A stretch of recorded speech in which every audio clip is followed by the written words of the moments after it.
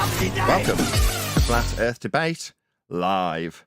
I'm your host, Nathan Oakley, and if you are new to this channel, or you've not done so already, then be sure to subscribe, hit the bell notification icon, and join button if you'd like to become a Nathan Oakley 1980 channel member, and keep up to date with the Flat Earth Debate. If you would like to support the channel, there is a super chat that runs alongside each of these shows while they are live, and there's also a PayPal, Patreon, crypto, thanks button and Ko-Fi link in the info box below the video. Most importantly, if you'd like to join the discussion, simply mute the page you are currently watching, then click the link in the info box below this video to join the panel and express your views on the nature of Earth. If you do join, please don't swear. If you do, you'll be ejected, and if you are, please don't try to rejoin the stream using sock accounts. You'll be warmly welcome back on the next stream. Please also share the show on social media. Sharing the show obviously increases the live audience, but this in turn increases the chances of a more diverse panel, so please share the show on Facebook and X. Now, we are joined by Arthur B. Flat, Neil, Refracted Curvature, and a whole bunch of people in Discord, so welcome one and all. Good evening. Good morning. Good morning. Good morning. Good morning. If you're unfamiliar with Arthur, subscribe today. If you're Indian, especially, as he does most of his stuff in semi-English, semi-Indian. You'll pick a few words out if you're English, but generally speaking, he's reacting to some of our Indian anti-flat Earth counterparts who have substantially worse beards than our friend Arthur, I might add. How's it going, Arthur? Great. All good. Very informative. So check him out, Arthur B. Flat. Let's do a bit of housekeeping. Any evidence of a physical geometric sphere edge, that's a horizon formerly known as Earth curve? Negative. The boat's going over it today, yeah? A building's being blocked by it? Aristotle. I was just told in the pre-show that that's not the case. Somebody just told me in the pre-show that what somebody we responded to us and asserted that there's a hill getting in the way. It was phrased in a very bizarre way.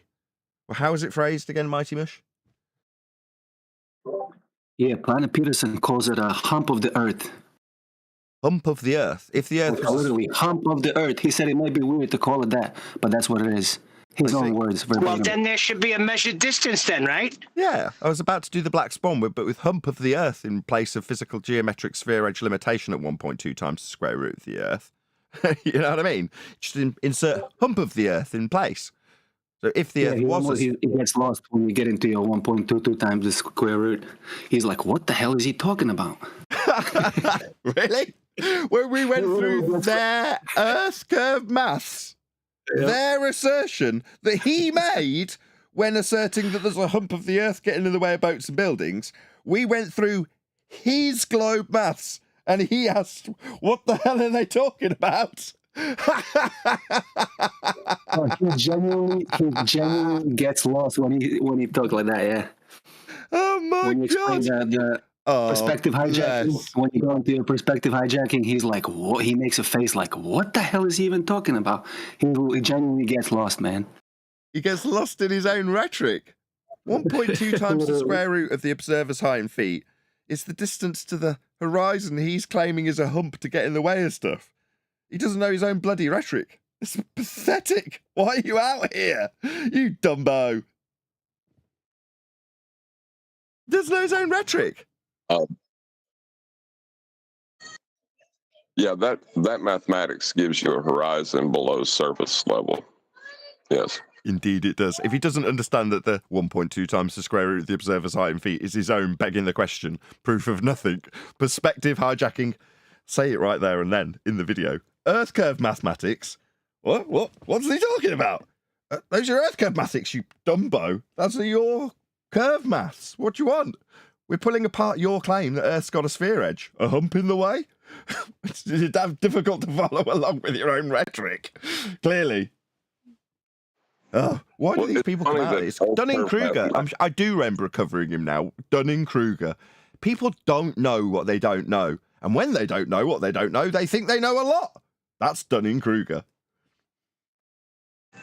Well, the funny thing is, Earth curve mathematics require a flat Earth to calculate the geometric horizon. So the Earth curve mathematics, the Earth can't curve, or it just doesn't work. Yeah, it's the Al-Biruni methodology of deriving radius.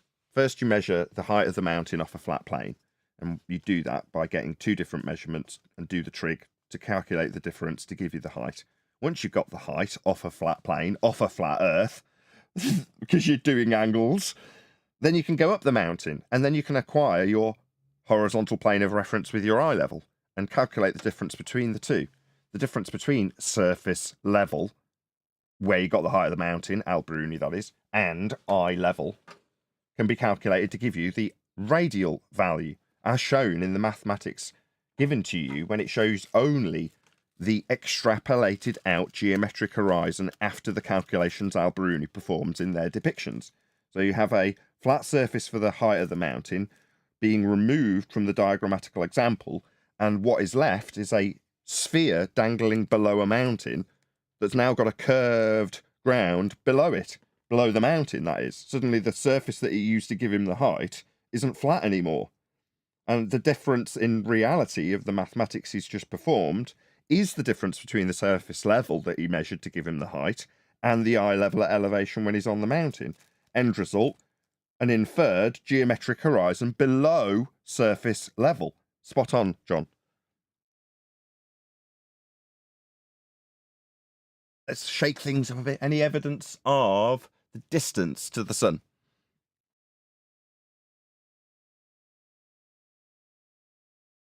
Yep, it's 3,000 Um, kilometers Where'd you get that measurement from? from That's the exactly. parallax, Samuel Rowbotham. Okay, the problem with deriving the same surface that's flat and angles we use in celestial navigation, known as elevation angles, is that they're a very special type of angle. That is to say, your angle between an observed body can directly relate to its position on the ground at that time, at that specific time. But as it moves away from you, the star, that is, it will encroach upon the horizon and then disappear from view potentially. Well, if you're going to derive a height value, what are you suggesting? That it's going to crash into the horizon when it reaches zero? Because that's what your angle will give you in terms of an actual height. Eventually it's going to crash into the ground? Well, obviously it does not. But that methodology utilization of elevation angles doesn't mean you can get the elevation of the star, merely its position above the ground, determinable with an angle at any elevation. That is to say, if you go up at height and take a height of Mount Everest and then take your angle to the star with respect to your eye level, parallel to the ground, the angle will not change to that star. It will still reach and breach zero, that is the horizon, at the same time for both parties on the ground or up in Everest. If you could physically do that, which you couldn't, you'd be in rock. But you know what I'm getting at. If you went up in a hot air balloon and took a sextant measurement, your measurement and the guy on the ground's measurement are the same. Well, that can't be if you're getting the height of it. But the stars are a heavenly thing. I don't know what to say. That is part of their majesty, I think is the way Adam once phrased it. And do we know why? No, I don't know what they are. What I do know is anybody at any height can measure an angle to a star and based on the time of day in the almanac, look up where it's above. And you can do it for any star that's directly above you. You can look it up in the night sky and see what's directly above you at your zenith and look it up and it will match with a particular star at a particular time, providing it's a navigation star. But that methodology holds true. That star is going to be above your location at that specific time, which is why it's useful to navigate with it. If you know where they're going to be at what time, and we do. So therefore, utilization of an elevation angle measurement is very useful for navigating the Earth as a flat plane, which is exactly how it's been charted and mapped and discovered up until now. But as for finding the heights, finally come to my conclusion for you, Arthur, you can't get them. Okay, so let's think of this thought experiment, let's say that. So you can come at a position on the ground when you are directly below a star, right? You can take the sun also. If the sun is directly overhead, that means elevation angle is 90 degree. It's in your zenith position, right? If we have another person at a certain known distance apart, let's say 10 kilometers away from us, from that position, he can measure the angle of elevation to the sun or the star, which is directly above my head. And by knowing the actual distance between the 2 points on ground, we can apply trigonometry, can we not, in order to find the actual height? No, we cannot. Stars do not Why not? obey our trigonometry. Correct. Yes, you can draw out two triangles from two different locations and apply trigonometry to infer that you have the height, but you don't. So the same thing applies as I said earlier. If you're trying to get the height and somebody who's 1,000 miles away from you, and you've got a dude who's also got a sextant and is measuring 1/4 of a degree the difference between you and him with the sun, fine. But then there's a guy a couple of 1,000 miles away who can still see the sun, and he gets it a couple of degrees off the horizon just for simple math. Well, he works out the height as being very, very, very low to the ground, doesn't he? Well, it isn't. It's above you. Right above you. What about the guy watching the sun setting? Is it smashing into the horizon at your location because you're at its zenith? Is it on the horizon where you are? At 0 in the ground with you? Are you in the sun? Because that guy's that's where he's measuring it. Doesn't mean anything. Doesn't mean you can know its height. First of all, we don't even know what the actual positions are, correct? We know zenith position. We know where it is going to be a direct GP representation, ground position representation of what that sun or star is at that time. Where will it be above on the ground? That's what we know and have known for a very long time and can predict into the very, very distant future where they will be at what times. It's on a cycle.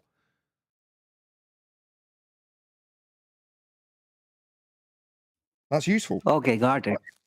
But it doesn't give us the Got height. it. That's it. We don't know the height from that. They, globe heads, can utilize their orbital motions and mechanics and Keplerian and Huygens assumptions of Venus and R values measured off a flat plane, I might add, to infer a distance, but they still need to assume scale. That's where Huygens comes in. Yeah, so just to give you the context, I was being asked these same questions by a flat earther who seems to have come to the conclusion that the sun is 3,000 kilometers above. And I also gave almost the same answers or responses that you are giving right now. Still, I just wanted to know if the same thing can be handled in a better way, or if I can say something extra in addition to these points. Just cite what an elevation angle is. There's a particular citation that describes how an elevation angle measurement is specifically an angle between your horizontal reference and a light in the sky, as opposed to a tool to acquire actual height above sea level. Now, I can't paraphrase it better than I've just done, but that's essentially what that particular citation from Merriam-Webster or whoever says, because that's what it is. An elevation angle measurement is not designed and has no practical application for knowing the height of a star or sun.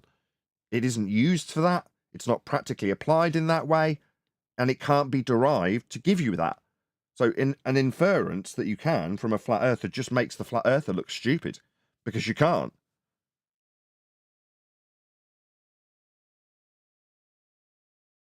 Huh? It's a useful straw man to claim that if you are a glober, they can latch onto that as a positive claim, and if they debunk it, then they think the globe's true.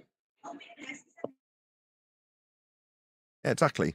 You can infer that your elevation angle measurement off a flat plane can then be used to insert an R value and say that you've confirmed your distance to the moon or sun by way of a flat earth elevation angle measurement to that particular light in the sky, and then compare and contrast that with a flat earth failure who doesn't get the right angle measurement because he's not smart enough to figure out whether the maths of a flat plane will give him a measurement of an angle that will match with the heliocentric assumption with an R value derived from a flat plane, putting things in motion and orbit that Kepler then gives you all of the values that can be scaled by use of Venus by Huygens as the same value of R measured off a flat plane of Earth.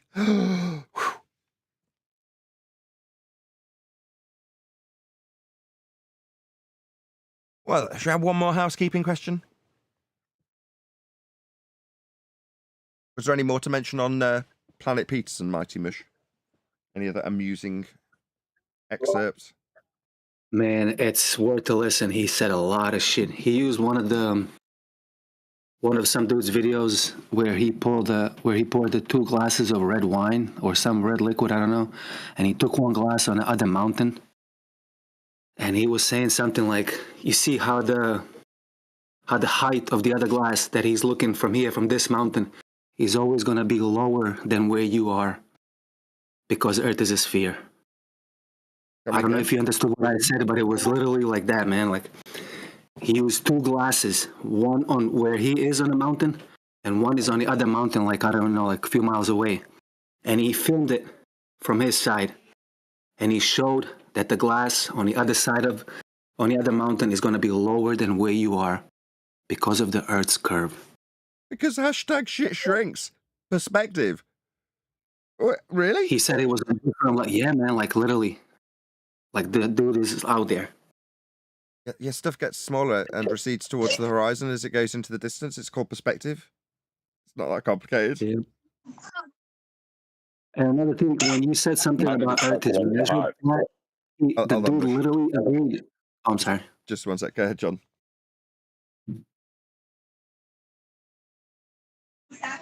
How did he calculate the height again? Off a flat plane. I don't know. He didn't. He just used the visual field, I guess. He used perspective. In the video he referenced, they would have referred to how high the mountains are at some point, wouldn't they? I don't think he did that, man. Just here's some mountains. He was just talking about what you see. But at one point, he agreed, like when you said the Earth is measured flat, and he made a face like he got a little confused, but he kind of got it. And he was like, okay, yeah, I agree. Maybe the Earth is measured flat. But on the ground, when they're surveying it, they're only doing like small portions, like hundreds or a few thousand feet. So, and I'm going to say this verbatim again in his own words, it would be inappropriate to measure for curvature. Oh, we're going to have to snip that out. He'll be the second one. Hold on, Mush. He'll have to have that trimmed out. That'll be the second time. So we've had Matthew Learns, the university teacher, say it. And we've had people like Zanuck say it. But it'd be good to have a few more lined up for clip. Yeah, it's measured flat. Yeah, I know it's flat. Yeah, it's so big it's flat. Blah, blah, blah. All of them basically conceding that Earth is measured flat. Yeah, because it is. And the more we get them to say it, the better. Because people in the audience will go, hang on, wasn't this being objected to 2 weeks ago? And now all of the globe Earth claiming opponents are saying and conceding that, yeah, of course it's measured flat. Yeah, it is, isn't it? Yeah. Hopefully people will click to the genius that this is just declaring how Earth is actually measured. They are going to have to reference the same stuff we do, and it's measured flat, I assure you. That's because it is flat. Earth is flat. Even for your globe punting fundy, shout out to Refracted Curvature. He pointed this out a year ago. They will take a flat plane and put it in false dichotomy against you with your crappy flat plane claim because you've been given them from idiot sources in the flat Earth community that will fail instantly and have their use of a flat plane prove a globe. Well, they all use flat planes, right? Yeah. Let's just focus on that for a minute. So you are going to measure it flat here to claim you're proving a globe, right? Well, it'd be inappropriate to measure it curved. Yeah, it would, yeah. It isn't. What's that? You got an Earth curve calculator? What's this 1.2 times the square root? I've never heard of it. Yeah, we debunked it. That's your only physical claim of Earth curve measurements. That's it. That's your claim to physicality and proof of globeness. You haven't got it anymore. Black Swan. Meanwhile, everything's measured flat in reality. What, you got your Earth curve calculator and that's it, and then it's been debunked since 2020? Yeah, let's look at the actual measurements. We are not interested in your Earth curve calculator. It's not useful for anything anyway. It has no practical application. But people still build stuff, don't they? And navigate, don't they? And map stuff, don't they? Yeah, and it's all done flat.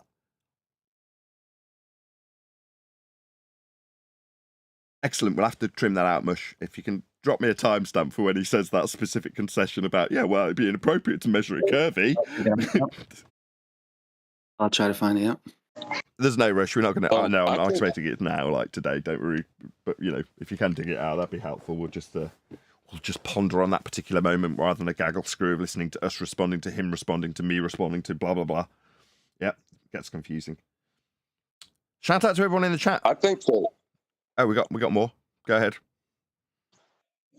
Well, I think the flat Earth resolution loss calculator has a use in seeing how far you can see over a flat plane and how things disappear from the bottom up. I mean, it's useful for that.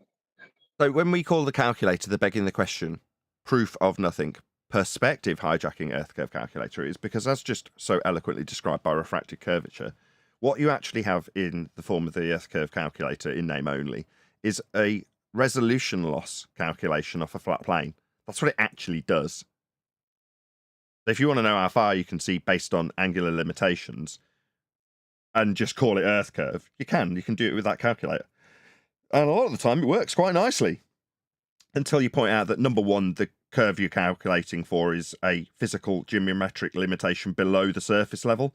It suddenly makes no sense. When you point out that the mathematics takes place in an orthographic representation of the world that you can't exist in, it suddenly makes no sense. And when you point out that the way the calculation works in terms of what's actually being measured, it's a flat plane calculation that gives you the differential between surface level and eye level, both of which are level, one of which is the surface. And that's what you're measuring to give you an inference that there's an Earth curve below the surface level that you cannot see, that's presented in a side-on orthographic view that you cannot see also. Meanwhile, the horizon can be calculated out in terms of the angular limitation it presents you with. And that is what is actually being done in the Earth curve in name-only calculator. Perspective hijacking simplifies that description that was so eloquently given by John a moment ago. Well done, John. You're on fire today.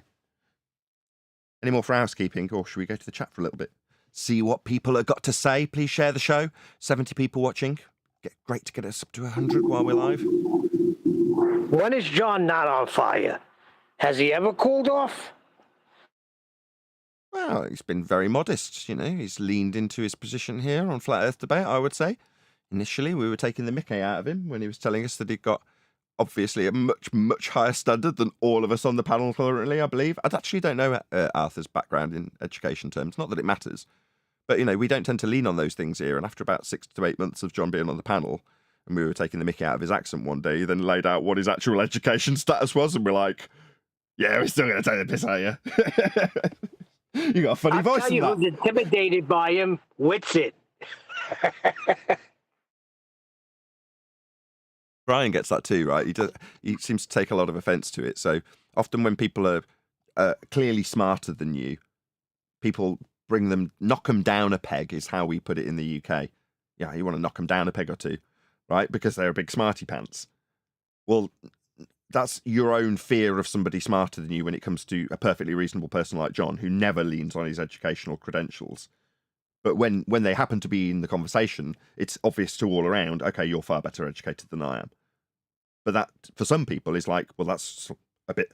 It makes you feel worse about yourself because you're less stupid than the person you're talking to. Or more stupid, sorry, if you know what I mean. Well, some people can react to that in a way that makes them want to lash out at it or bring that person who's clearly better educated down to your level.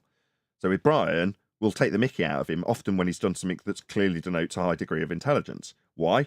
Oh, smarty pants prick. I'm going to bring you back down to my level. Crabs in a bucket style. Make sense?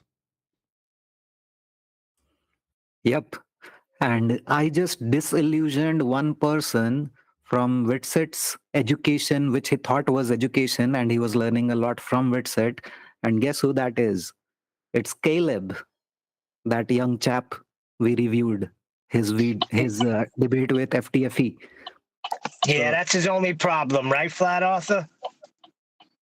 No, but the guy is willing to learn. The points I made, exposing Witsit's double speak, he seemed to get that. And after he watched a few of the videos of Nathan, first of all, his own review, which he admittedly, so I was chatting with him on his X space, and I told him about Nathan reviewing his video.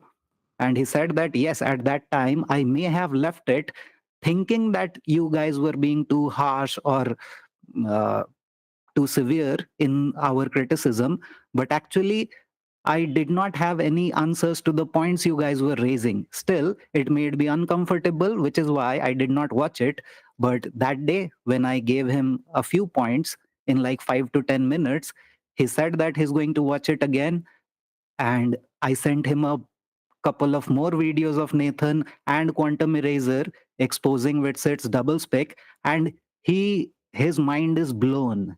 I'll just quote a small sentence that he said, "Man, I can't believe I was stupid enough to think Shitset was onto something." So he has also started calling him Shitset after listening to QE's couple of videos. Oh, we've got to stamp that out, right? That's the beginning of wisdom. God, I wish I hadn't said that.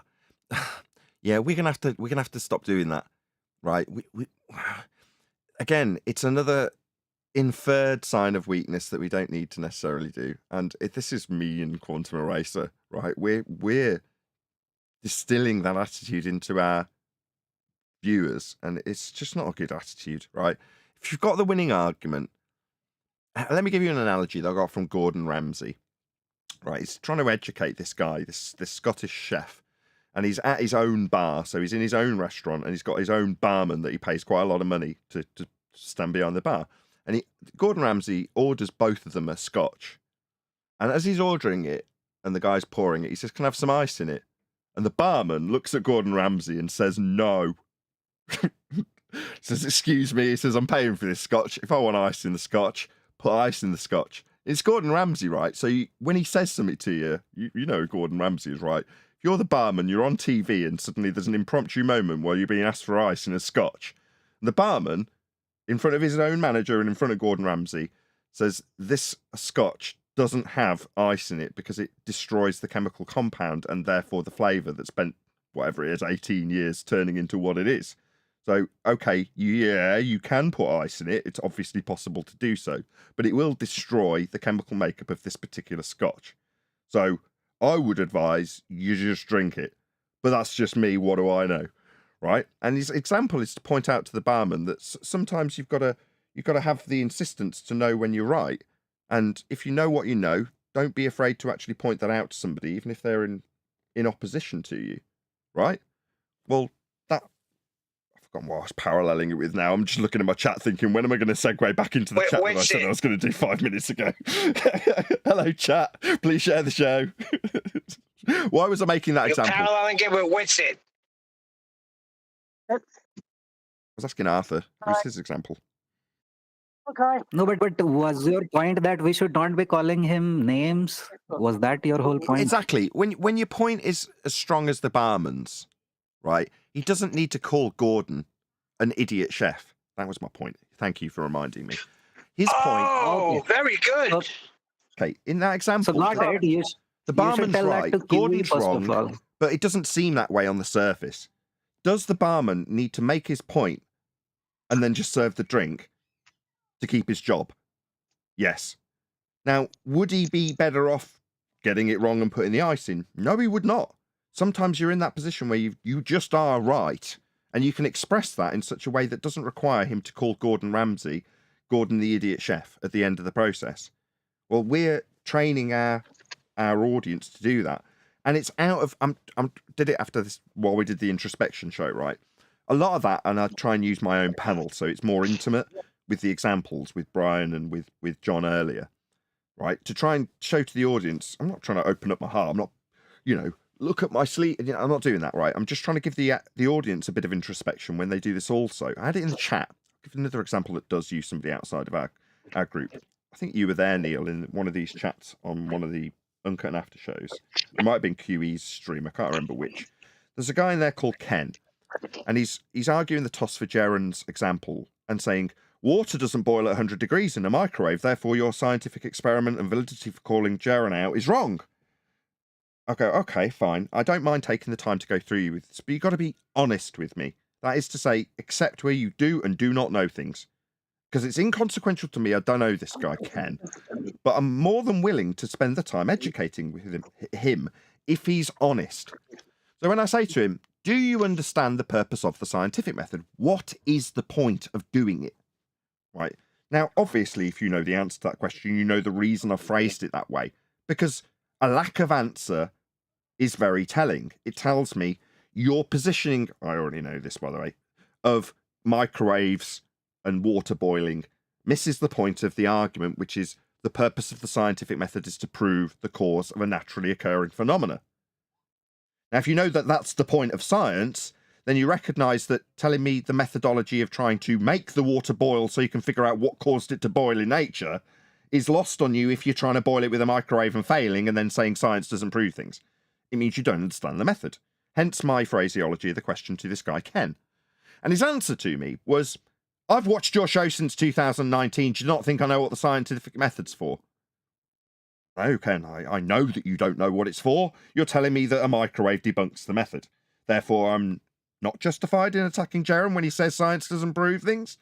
Yeah, I know that you don't know this, but because the guy, Ken, in this example, hasn't got the fortitude to admit he doesn't really know, he can't move on in his educational process. He can't learn what the purpose of the scientific method is, because as far as he's concerned, watching since 2009 in his mind means he doesn't have to confess that really he doesn't understand what the point of the scientific method is. Because he's got an argument that microwaves debunks it, because that's what Jaren's told him, or somebody has exampled. So, with people like that, it's the failure to acknowledge your own ignorance. If you don't know something and you're not willing to admit it, in fact, you're more than willing to allude to the opposite, how are you going to ever learn? You can't. Exactly. So Caleb, when it's brought to his attention, he's got the ability to realize that he was wrong. Wait, Yes, I mean, I wasn't that's my necessarily talking whole about point. Caleb, just talking about the audience in general. Go ahead, whoever that was, Arthur. Yeah. I was saying that was my whole point, that I have seen that kind of an attitude from this guy. And because he was not aware that people are already exposing Witsit's doublespeak, he wanted to know more because he also is onto Witsit because of something Witsit said in his own stream regarding some of the arguments that Caleb presented in a recent modern day debate with Ozian. So there was this space after that event in which he was basically calling out Witsit for questioning him on his debating skills. And after that, when I pointed out that Witsit himself is a lying double speaker and Nathan and Quantum Eraser have exposed it so many times, he was more interested in listening to it. And after he has listened, he has come to the conclusion, which also I am guilty of, that there was a time 3 years ago, 4 years ago, when I thought that what Witsit is saying and the other gang members are saying made a lot of sense. It takes time for you to realize that it is just rhetoric and there is no substance to it. Good that Caleb also realized it early on in his journey. Oh, I fell for the Mickelson Morley too. It wasn't until I came to this platform that I started to understand, because the way it was being taught, very easy to understand. The way they broke it down, very easy to understand.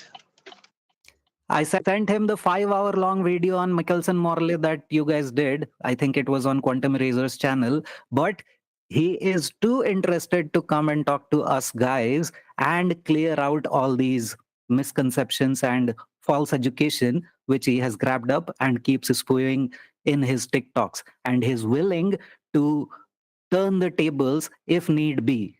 That's the attitude I'm talking about. He is concerned with the truth and not with people. He was very clearly saying that people do not matter to me, arguments do. So that's the kind of attitude that we promote, don't we? I'm sure we will see him. He dropped me a line in, I can't remember which chat he was in. I happened to be in there and he was in there. I didn't recognize his screen name, but then it twigged after a few bits and back and forths that he was the guy you were talking about. And then he dropped me an email saying he wants to come on the show at some point. So yeah, I'm sure we will see an appearance of this Caleb guy at some stage. Excellent. Anyway, I know that. I'm going to say hello to some of the chat. Shout out Shatner's Bassoon, Price of Adam, Jeff, good to see you. Mike972, nice to have you all here. Divers and Droid doing a fantastic job, of course. Dan, Kim, nice to see you. Good to have you. Bible, you, good to see you. Rob the Truth, nice to see you as well. Who else we got in there? Oh, got messages from Bev getting timed out by the looks of things. Behave, Bev, if you're being naughty. Who else we got in there? scroll my way down through some of these messages. Dank, nice to see you, my friend. Well, Nathan, if you're going to do that with Witsit, then that's got to be with everybody. We shouldn't call Bev an idiot or anybody an idiot. Our argument should stand alone. There he is. There's that Ken guy. I He's the agree. guy in our chat right now. There's the guy I was talking about. Ken Long Lois, if that's how you say your name. Yeah, thank you for making my example, Ken. Nothing personal, because as I said in the chat when I was talking to you the other day, it's absolutely inconsequential to me whether or not you want to progress in an understanding of science or not. You know, you saying that you do understand it when I can't progress if you just insist that you do, but you obviously don't because you haven't understood the point if you're putting microwaves to me. I can't help you. You know, I couldn't move on, and I took about 10 minutes trying to just get you to say yes or no in regards to whether or not you understood the point of science. So, you know, that's 10 minutes wasted for me in chat. There we go. I asked everybody to back off us when we were doing that back and forth, Ken, and they did. So thank you to everyone who was in that chat that just left us to it, including Brian, surprisingly. Mind one mind, one spirit. Nice to have you in the chat. Good to see you all. Bev as well. I didn't say hello. Nice to see you in the chat as well, Bev. Good to have you. Steve, nice to see you. Steve Bowman. INFE, nice to have you in the chat. Good to see you all. I'm not reading your comments. I should really. I'll get better at this. A man like me says, yeah, yeah. See, well worth reading. Mic check. Good morning. Hey, Chocolate. Good to have you. What's up, Chocolate? Afternoon, guys. Good What's afternoon. up, Adam? Yo. Ken says, Nathan told me he wouldn't answer my question after I said what the scientific method was. Then instead of answer, I have to answer more questions. What was the point of service? I don't really understand the end bit, but yeah, sometimes the way I talk to people, Ken, when I'm trying to lead them, is I ask them questions to try and get them to move the conversation along with an answer that you give.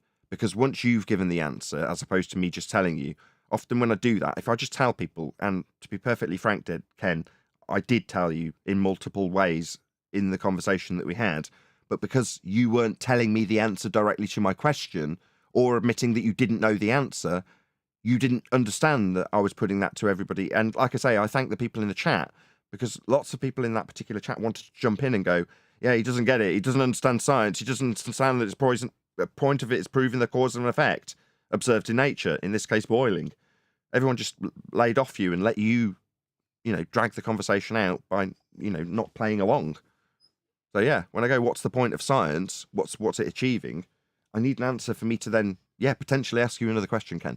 But that's just how I do business. Sorry. Sounds like he still don't know what the scientific method is if he's defending his actions from the chat. If nothing else, he made a good example for me here today, so I can only thank him for that, right? Two Wolves 77 says, hi, FED. Good to see you all. Smash the super chat. Please share the show. Takes like 2 clicks to share the show. 80 plus people watching, but it'd be good to get to up to 100 before we round out this live show. So we have got a couple of videos that we're going to cover. Both of them have been provided by Brian, but we're going to do the one that I'm better at than the one that he's better at, because I'll just probably do a poor job if I do the one that's about rum lines. So we'll leave that one for Brian when he's around. But this one, on the other hand, does Earth's rotation affect airplanes, speed, and flight times? We'll discuss it before we get into it, but I will do the usual YouTube stuff and ask you to please go and let this videographer know at Nathan Oakley 1980 sent me. So as is always the case, I'll do a little spiel here to actually let you go and click on that link that's appearing in the live stream right now, and let New Horizon TV know that we have covered their video in regards to essentially Coriolis effect, but does Earth's rotation affect the airplane's speed and flight time? Because they're going to give us an answer. Regardless, I'm going to give an answer preemptively before we even hit play. But please let them know that at Nathan Oakley 1980 sent me. The idea being that should they respond to my video in this respect, they would put a link to us, Flat Earth Debate, this particular show, in their video, helping us along in the algorithmic love where we have helped them by sending people to comment and view and like and do all those YouTube things that help them along in the algorithm. So hopefully they'd do the same for us and anybody else who responds to the videos that we do about them. Hopefully they would put a link to my video were they to respond. Anyway, hopefully that's given you enough time to go and put a little comment on their video before we do this response, and hopefully you'll all toddle your way along back when we click play. Go on, whoever it was from G+. I'm still wondering how a microwave artificially heating water debunks heat causing water to boil. You got to understand the mechanism and what you're trying to achieve, i.e. achieve the cause of water boiling by varying something that you think is going to cause water to boil and seeing if it causes it to boil or not. Yeah, but artificially heating using microwaves, that's not really, you're not going to be able to fit that into the scientific method, I don't think. Really? They're still doing that? Yes, yeah, they are, yeah. Really? It was an oven, now it's a microwave, yes. Oh my God.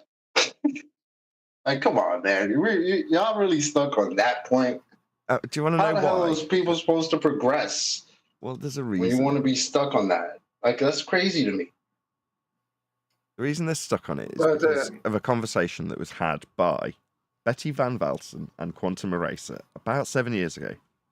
And Betty, I think it might have even been in a debate with someone else. I can't remember the exact circumstances that this conversation came up about, but this is how the general conversation, from what I understand, took place. Betty puts forward an argument about cause and effect, with water being the example. Boiling, cause, heat. And between the two of them, they said this could be refined. Let's refine it and include the control variables. Now, if you're in the know, then control variables isn't going to make your antenna prick up. But if you're not in the know, you might hear that term and go, control variables? Controls, surely. No, control variables. That is to say something that could vary, but you are going to keep under control, right?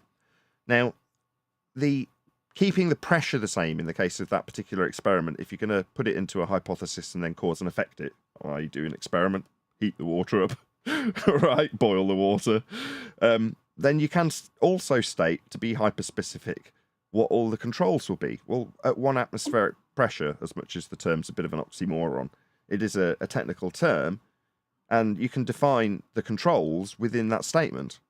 Well, when you define the controls, you also define the point of variable in terms of what we arbitrarily ascribe on a scale to the concept of temperature, and then say that it will boil at a given arbitrarily ascribed number, 100 degrees, at 1 atmospheric, control variable declared, alongside the most important part of the actual explanation. Now, have I gone into great detail and excluded the cause and effect relationship in what I just did? Yep. Why? Because that's the problem. That is what they focus on. The controls. What's the cause and effect relationship? Who gives a crap about the controls? That's being put in to stop idiots trying to call out some external, extraneous variable that's going to vary when you don't declare that you're holding things constant. That is control variables. The overall point is cause and effect assertion through variation of a presumed cause to induce the effect observed in nature of water boiling. That's what you're actually doing. The 1 atmosphere, 100 degrees, none of it's relevant. All that matters is what caused it to go blah, blah, blah, blah, blah, blah, blah, blah, blah, get very steamy. Heat. That's what. You boil it, you put heat on it, and then it goes like that. So if you're trying to find out why that hot spring's doing the same thing, it's because it's hot. You've caused and affected it with science. What's that? But if you put it in a microwave, yeah, that's going to really help when you stumble across a hot spring and go, I wonder why that happened. Because that's the point of science. Okay, Nathan. Then I will say I have to agree with you 100%. Of course, and because I'm right. Because we are talking about the effect, and it doesn't matter how you get it. It's the heat is causing it. Yes. Then you can talk about the pressure. Yeah, pressure is making something heating up. Pressure can make something heating up. So in the end, it's the heat that is causing water boiling. So absolutely correct. That's it. Well, yeah, there's a better word. Let me just give you a better word, Johnny. maybe- Yes, I'm agreeing with you. You've got to stop talking, though. Otherwise, it becomes a shit show real quick. I'm going to I have to respond. say something. No, he's not going to do it. I'm going to close the line and get accused of being the person that mutes people. Yeah, I have, because I'm going to respond to him and just not let him stutter and stammer through the top of the response. Yes, Johnny, I'm agreeing with you. It's just got a better word. Antecedent. There must be gas pressure in existence for you to have this effect demonstratable. In other words, you've got to be in some form of a pressurized system to boil liquid water. Yeah, correct. It's an antecedent. You've got to have gas pressure. I will just say, because it's like people don't understand you. Maybe they have to listen to me talking very simple, bad English that only they can understand. I love it. I love your sense of humour. That was brilliant. Hopefully, some of the audience picked up on that. If not, rewind. Very good, Johnny. Yes, I'm glad you're here. Over to you, Arthur. I didn't get the joke. I'm sorry. That was the perfect response. Excellent. Well, moving on. So, Coriolis effect. We're going to cover a little bit of this video. I don't know how much. It's probably only a few. Yeah, it's only 3 minutes long. Doesn't surprise me. Okay. Would the rotation of the Earth affect aeroplane speed and flight time? Yeah, it would, because there's claimed to be Coriolis deflection. Earth is claimed to have an effect that is only induced as Earth turns underneath as a non-inertial turning reference frame. That is to say, as you turn underneath things, it is claimed that you will observe them take a curved path when in reality they're travelling straight. That is to say, Earth's turning underneath them to induce that Coriolis effect that Earth's claimed to have. So Earth must be turning under planes for Earth to have Coriolis effect. That's the effect. Would it affect flight times? Absolutely, without question. If Earth's turning underneath them, it's going to affect their flight times. Do we have flight times affected by Earth turning underneath, whoever's ruining the punchline? No, we do not have Earth turning underneath aeroplanes, as is claimed to be the case. It's claimed, Earth as a ball, to have Coriolis. It doesn't. Earth's not turning underneath aeroplanes. So regardless of what they say in this outcome, the globe Earth claims to have Coriolis, that's Earth turning underneath stuff, for it to have an illusion of drift when none occurs. And that would affect flight times, simple as. It just doesn't, because Earth isn't turning underneath Jack. Earth isn't turning. Go ahead, Mr. Interrupter.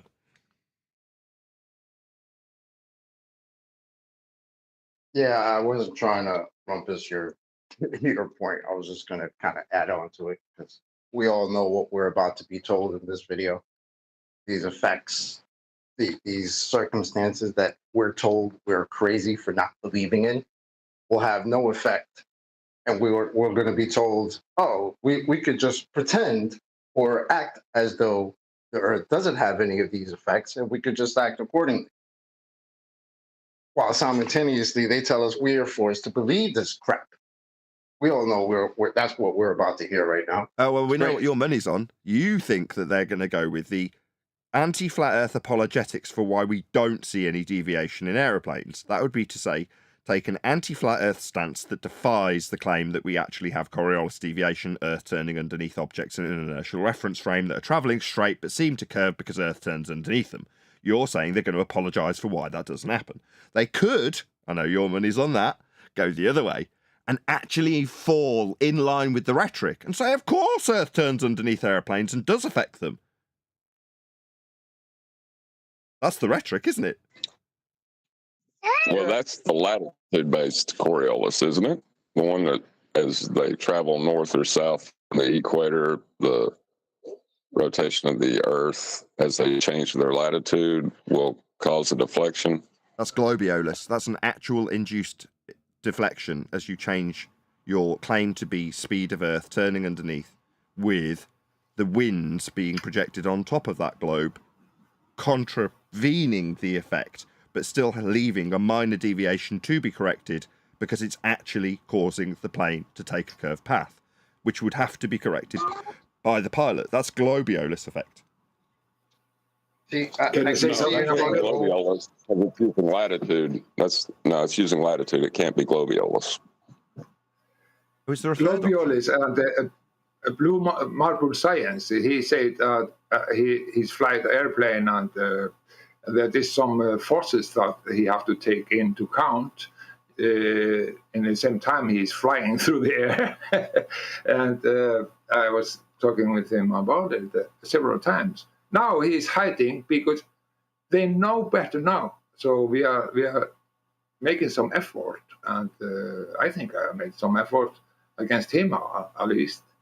And because Can I there's clarify what no you've just question said? about it. Sorry, let me just clarify what you've just said. You've just said you were chatting with Blue Marble Science, who claimed to be a pilot who flew, and as a result of his flight, he would make corrections. He claimed they have been flying, and he said he have to take in account the Coriolis effect, and that is a force. Nice. Okay, so he's as dumb as Wolfie 6020. Really? Okay. Let me just boil him in with the same pot as Wolfie 6020. So he is as stupid as Wolfie 6020. The claim to be Coriolis effect is only, I repeat, only capable of observation from the ground if you are turning on the ground you stand. Then, and only then, as an observer standing on the ground that is rotating, exampled by you standing on a roundabout / merry-go-round, that's the only time you can observe this effect, because the effect is an illusion of curve where none occurs. Now, that illusion is an optical effect observed from you on a turning reference frame. You seeing things do what they don't really do because you're turning. So, to be a pilot... Because you're... Yeah, okay. I'm nearly there. To be a pilot, as Wolfie 6020 has done, ground control to Major Clown Show. There is a man observing you from a merry-go-round. Please make micro-adjustments in the flight immediately. Hey, no worries, it's Wolfie 6020 here, geezer. I've got all the switches and dials I need to make that correction for the illusion the man on the roundabout seeing. I will make those corrections immediately. Yet Wolfie 6020 and Blue Marble Science are stupid enough to claim they correct for an illusion. Very, very stupid. Wolfie 6020 is idiotic, as is now I find out Blue Marble Science while I get rumpus from the person who gave us the example. Thank you very much. Go ahead, Johnny. Just saying, but they are silenced now. I think they know better, and every time I'm in the same chat room, and Blue Marble Science now, he disappeared because he knows what I will take up. Absolutely, this topic, and he is absolutely going away. And I promise you, they know better now. No, I know he does. He actually paid me. Wolfie 6020 gave me money on one of my campaigns specifically for educating him in regards to his misapprehensions and stupidity that he could correct for an illusion on his plane. What an idiot. There's no way from this. You know, it's absolutely like it is. We have absolutely let them understand. And the people that's really thinking about this and know what they are talking about. I'm not talking about people that is coming into it now. It's so tiresome to start over, and there are people that are still talking bullshit, of course. I don't know what they're talking about. But the people that we have been fighting through, they really understand now how wrong they have been. And Coriolis is just from a non-inertia to inertia. That is... you need two reference frames, and everything bending away from you in a bending path. If you are on a rotating Earth, of course, we aren't on the rotating Earth, and we are not seeing anything bending or reflecting or whatsoever away from us in the sky. That's not happening. Imagine how hilarious it is, the fact that what you said before, Nathan, they're correcting for an illusion. It's not just they're correcting for an illusion. They're correcting for an illusion that other people are having. Yeah, on the ground. An illusion from a turning reference frame. The only way the illusion can ever be described is from a person whose eyeballs are on a turning reference frame. But yeah, Wolfie 6020 was stupid enough to declare that he corrects for that. But like I say, he paid me. He gave me money. You know, he's very grateful.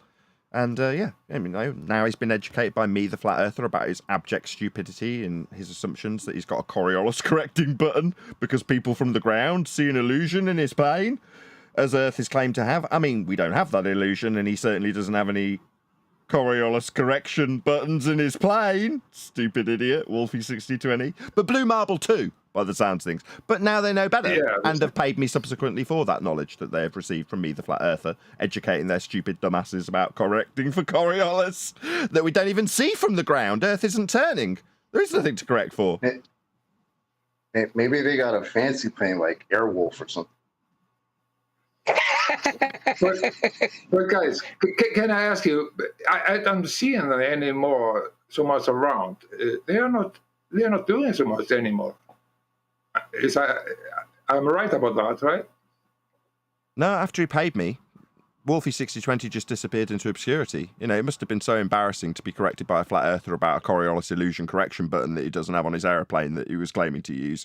You know, that's embarrassing. So I'm not surprised he isn't appearing much on the scene after I humiliated the guy.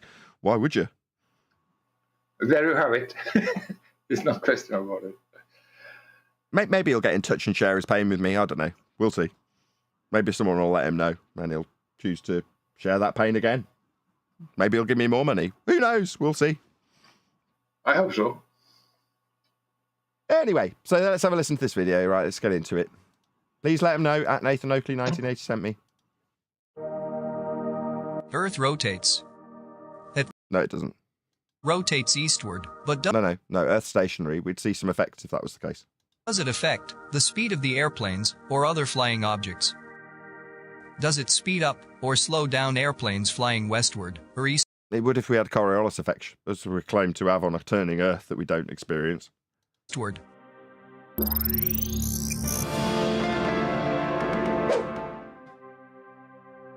It appears that airplanes flying westward in the opposite direction of the Earth's spin There is no Earth spin. move faster than airplanes flying eastward in the direction of the Earth's spin. Oh, you see, chocolate. They're claiming a differential. They're claiming one's going faster than the other. Uh-oh. Well, I think you owe me £1. But actually, it does not happen. Damn! Double or nothing. Well, actually. I do love my job. In fact, the airplanes flying in the eastward direction receive a booster, which will be explained at the end of this video. Really? See, we've had globe Earth in numpties. In fact, chocolate, this is your example. Why am I taking your thunder? You regale us with the example where, what? One is going slightly faster.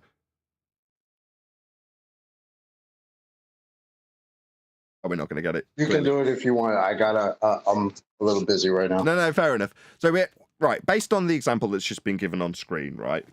One proponent of the globe put it to us that example proved that we've got a deflection. That is to say that the Earth is turning underneath the plane.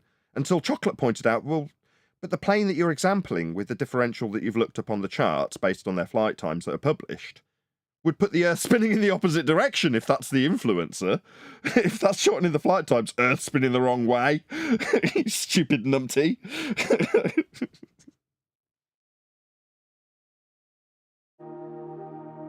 As the Earth spins, everything inside, on the surface, in oceans, and even the air also moves.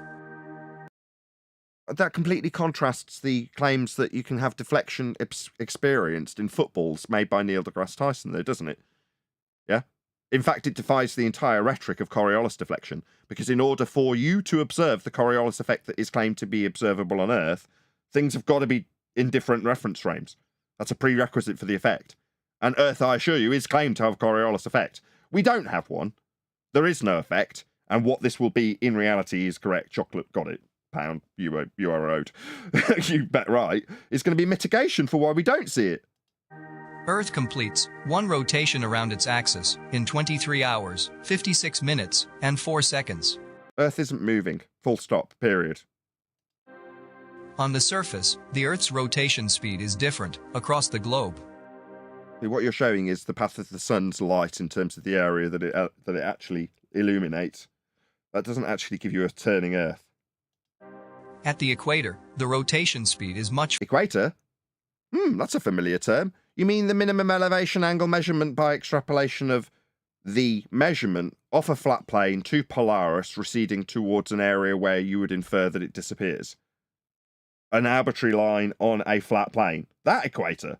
See, that equator, the description itself can only be working with a flat plane. because that's what it is. It's a measurement of a flat plane with Polaris. So how can you be describing what will happen at a point on a flat plane? Minimum elevation angle measurement to Polaris. Earth's measured flat. For you to even say that word. Faster, 1600 kilometers per hour. No, definitely not. You're inferring a distance of a trajectory of a ground when you've got a light moving over you. That's what you're doing. Doesn't mean Earth spins, it doesn't spin. We'd have an effect called Coriolis, as is claimed to be the case, and we don't. And as you get closer to the poles, the rotation speed gets Poles? Where's John? slowed down. Yeah, Yeah, John. I was going to say the poles that he's talking about are also measured from a flat plane because Polaris and the Sigma Tantus is supposedly 90 degrees above said pole.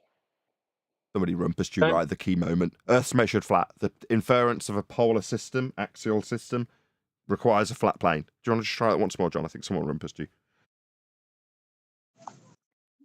Yeah, the Polaris and Sigma Tantus are supposedly 90 degrees above said poles, which is measured from a flat plane, not a curve. Boom. You're going to need a flat Earth for that. I mean, we've already kind of within 1 minute of the video heard what they're doing. Chocolate was right. They're trying to mitigate for why we don't observe any effects. Ergo, we don't observe any differences in flight beyond the, the jet stream that would give you a bit of a bump, as they call it, a boost. But beyond that, no, there is no difference because they're not experiencing a Coriolis effect. Nobody's observing planes from the ground going, wow, look at that plane drifting. And the guy next to them saying, oh, yeah, it's just us turning underneath on a turning Earth. Yeah, that doesn't happen because it doesn't happen. But it's claimed to happen. That's Coriolis effect. We just don't have that effect. We'll listen to a little bit more, but I don't think we need any more than them saying Earth and atmosphere travel together. They've already given their mitigation, right, Chocolate? Yes, sir. If Earth and atmosphere travel together... I was going to say that. Well, you should have done. It would have been a worthy interruption, unlike that one. I was going to say, yes, sir. I figured Chocolate was busy. I was going to fill in for him. The moment they claim Earth and atmosphere move together, there's no effect to observe. So what effect? So the football, the sniper, we don't observe those effects then. All travelling together, then we're not going to see Earth travelling underneath a sniper's bullet for them to account for it. We're not going to have Neil deGrasse Tyson's example of a football going through the goalpost because Earth turned underneath it then. Yeah, those crappy examples that are only in the air for 2 minutes, or 2 seconds in the case of a bullet, maybe 4 seconds at a long distance. Yeah, those tiny little distances and tiny little times give them the window of opportunity to claim Earth's turning underneath bullets and footballs, but it also turned under aeroplanes, something that you're now mitigating for by pissing in the face of a Coriolis deviation that is claimed to be an Earth-based effect that we simply don't see. What's that I can hear in the distance? Can anyone hear that? You and your reference frames are ruined. Oh, thanks, Simon Dan. That's correct. There are no reference frames to give us a Coriolis effect on a turning Earth. Well done, Simon Dan. You can pay me like Wolfie6020 did later for the education you've received. Hey, Wolfie, your Coriolis button's right. Everything on the Earth is moving with it at the same speed. So no effect to observe then. How are you going to prove we're turning? Yeah, their mitigation is an anti-flat Earth rhetoric that flies in the face of a claim to be Coriolis deviation. For us to see this deviation, Earth must be turning underneath an inertial reference frame. That's how the effect works. You turn underneath stuff that flies straight, but seems to curve because you turn underneath it. That's what the globe Earth is claimed to do. Meanwhile, this guy, oh, it's all moving at the same rate, Earth and atmosphere. Really? See, that's interesting. So these are clouds, right? I know it's not by scale, but let's just have a closer look at this diagram the guy's put up. This is claimed to be Earth, and this black area is claimed to be a 10 to the minus 17 torr sky vacuum, the most powerful vacuum known to man. More powerful because we can only achieve 10 to the minus 6 with 6 foot thick walls here on Earth. When we're talking vacuums, this area, diagrammatically cartoonified, is the outer space we all know and love that doesn't exist in reality because these clouds, that'd be high pressure gas, would dissipate into the area of volume known as a vacuum instantaneously. But yet you're saying not only are the gases we all love breathing not flying off into a sky vacuum, these clouds are not only not violating the second law of thermodynamics, but they're also violating the first law of thermodynamics.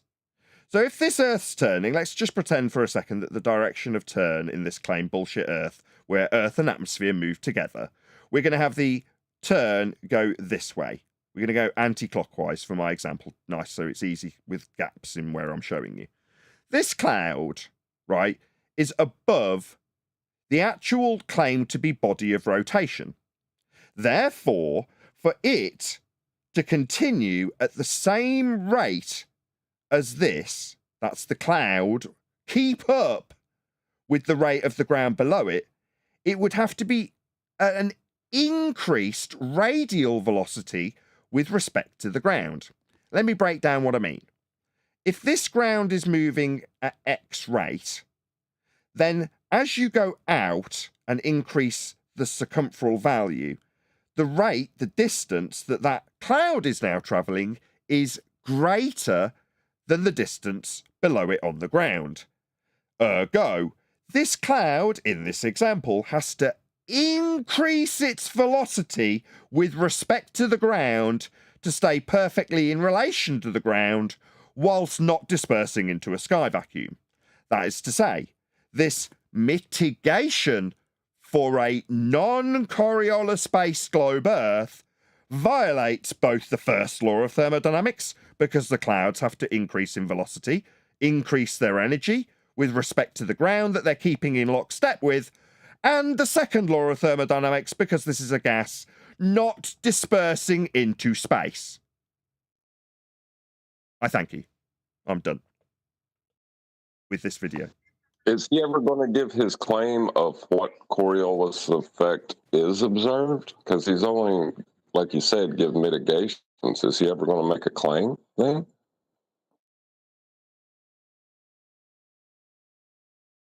No, that's not the game of this game. This game is chocolate. Chocolate got it. It's mitigation. Why don't we see planes drifting? That's what this video is. Why don't we see the effect? Okay. Go, Johnny, go. If you will jump up from the truck, you're behind the car or the truck is driving. How long can you be in the air before the truck will drive away from you? Or how high you can jump before the car or the truck will drive away from you? Yeah, that's a good example. So what you're saying is, right, so you're in an open-top convertible car with no windscreen and you're sat in the seat. So obviously as you traverse the ground at 60 miles per hour, you're pushed into the back of the seat at 60 miles per hour. As the car is travelling, your passenger gets onto the back of the headrest and perches like an eagle on the headrest of the passenger seat while he's basically in the air holding on for dear life. Now, a given moment, this person clamped onto the headrest in a convertible car with no windscreen, jumps in the air. According to this rhetoric that has a first law of thermodynamics violation, that person, when they jump in the air, will track with the car. Yes, exactly. Yeah, whilst above it. But it's worse because this is a radial-based system with a turning Earth. When you have anything above that value, the radial value's increased, which means that the velocity must increase to track with the ground below. That's a straight-up first law of thermodynamics violation. So at that point, I'm giving up on this video. It's utter nonsense. The mitigation violates two natural laws. First of all, you're traveling at 60 miles per hour. You're not accelerating. You're at a fixed speed. So if you jumped in the back, like if you're in the back of a truck and driving down the road and you toss a baseball up, right, it'll come right back down in your hand. As Simon Dan demonstrated in that video where he's traveling along with the guy on the trampoline. The problem is it's the Earth is claimed to be curving in their rhetoric. So that's a constant acceleration. So you would see the car leave them if it accelerates. So if they start jumping and the car hits the gas and goes to 90 miles an hour, then they would fly. Okay, so the car is a convertible with no windscreen. There's a guy perched on the passenger seat holding on for dear life, and they are on a ring road. Oh, he's in trouble. Yeah. Okay, all of this is mere mitigation, though. So Simon Dan's example, where he's got a guy on a trampoline being towed with a windbreak, essentially stopping any resistance, blowing the guy off course as he jumps up and down. It's an example akin to John's example with a guy tossing a baseball up and down in the back of a cab of a truck, right? Yeah. Okay, fine. Yes, that example is wonderful for showing how you can stop the effects in a closed system. How's that going to give you an example of Earth turning and a proof that we do? Oh, my bad. It's Coriolis deflection. That would be to say tossing the ball up in the air in a straight line. That is to say the ball leaves your hand and goes up and down and lands on the ground. But what do you know? Because you're travelling along in a truck, it looks like it curves out of your hand and curves to the ground. But if you actually look at what it does, it just goes up and down. Yeah, that's a form of Coriolis deflection, the illusion of the curve that you see from the back of the truck as the ball curves out of your hand, lands on the motorway. It looks like it curved away from you. No, it just went up and down. Well, by that contrast, Earth is claimed to have the same effect. Stuff goes into the air, and because the ground turns underneath the item, like a football or a sniper's bullet, it's claimed to have Coriolis deflection, an illusion of the bullet taking a curved path because Earth turns underneath the bullet. That's the claim. But if Earth turns underneath gunfire and Earth turns underneath footballs, a la Neil deGrasse Tyson, then Earth turns under hot air balloons and aeroplanes, shortening their flight times when travelling west. A flight from Charlotte, North Carolina to Los Angeles would only take an hour and a half because Earth would be turning underneath it to give the guy on the ground the illusion that the plane's taking a curved path when it's really just travelling straight. It's just you turning underneath the aeroplane to give you Coriolis deflection illusions that ground control can tell Wolfie about. Right, we're going to round out. Any more points?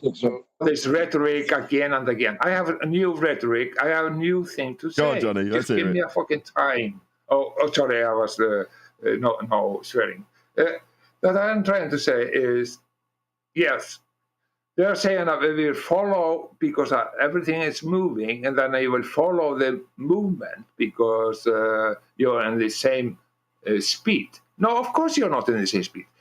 Directly after you jump up, you will not be in the same speed. It will be less speed, very, very, very, very fast. How long do you think, or how far do you think you can jump off from the truck before you will be very, very behind the truck if the truck is speeding and you're just in the air? It's just, you can just jump few inches, feet that you are able to do. If you jump just a little bit higher, you will go out of the truck flag. Absolutely. That's what it's about. So they are saying that the atmosphere is following the rotation of the Earth. But in the same time, they are saying we have a dynamic system with different wind system in different directions. That's absolutely impossible if it is a uniform movement with the Earth movement, and the atmosphere is moving with it. And at the same time, they are saying that it's a dynamic system that's going in all directions. It's absolutely crazy. It's just like they have no fucking things again. That's right. Your sentiment's spot on there, Johnny, which is to say it's a straight up first law and second law of thermodynamics violation. If you've got a non-dispersing gas into a vacuum and a gas that's traversing the ground to keep up with it in lockstep at a higher rate than the ground is actually spinning and accelerating, you've got a straight up first and second law of thermodynamics violation. You're right. Yeah, it cannot be in lockstep. No. Like they are trying to say. It's impossible. further to that being in lockstep is a mitigation for the effect they claim we observe. They say we see Coriolis deflection. Bullets, balls, doesn't matter who you're going to reference, snipers, or Tyson with his football example. That's Earth turning underneath the football, according to him. Well, if Earth turns under footballs, it turns under drones, it turns under snipers, it turns under hot air balloons, it turns under you if you jump up and down, it turns under aeroplanes. But here we are, we're looking at a video where they mitigate for why it does not turn underneath aeroplanes by saying Earth and atmosphere violate the first and second law of thermodynamics. With that, I'm going to say if you are watching this on either Nathan Oakley 1980 or Nathan Oakley Primary Streams, then stay tuned, as there will be an after show to follow. Unfortunately, though, if you are watching this live, this is where we bid you farewell. So another massive thank you to today's Discord and G+ panels for making the live show possible. Thank you to you for smashing the super chat, liking, commenting, sharing, subscribing, joining as a Nathan Oakley 1980 channel member, letting whoever the hell we were just covering know that at Nathan Oakley 1980 sent me, and all that good stuff. Once again, stay tuned if you're watching on an after show. I've been Nathan Oakley, and I will see you all in the next video.